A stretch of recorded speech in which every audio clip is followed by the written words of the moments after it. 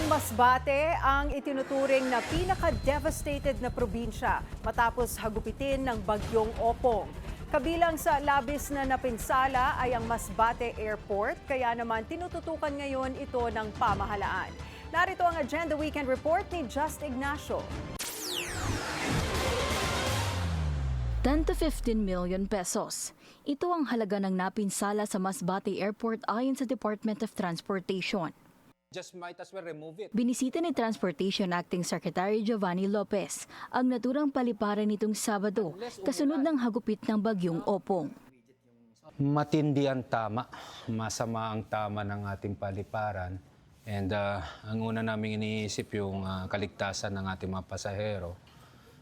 Sa lagay po ng ating paliparan ngayon, we will not advise na tuloy ang ating mga flights.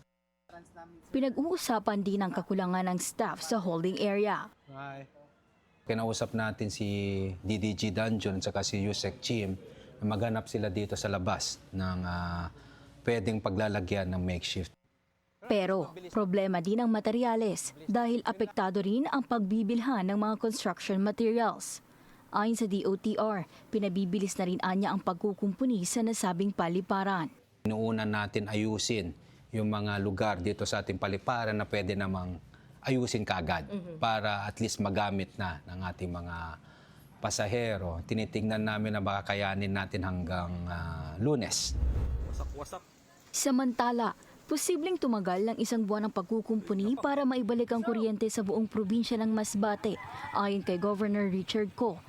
Matapos ang pagdeklara ng state of calamity sa probinsya dahil sa hagupit ng bagyong Opong. Para sa Agenda Weekend, Just Ignacio, Billionaire News Channel.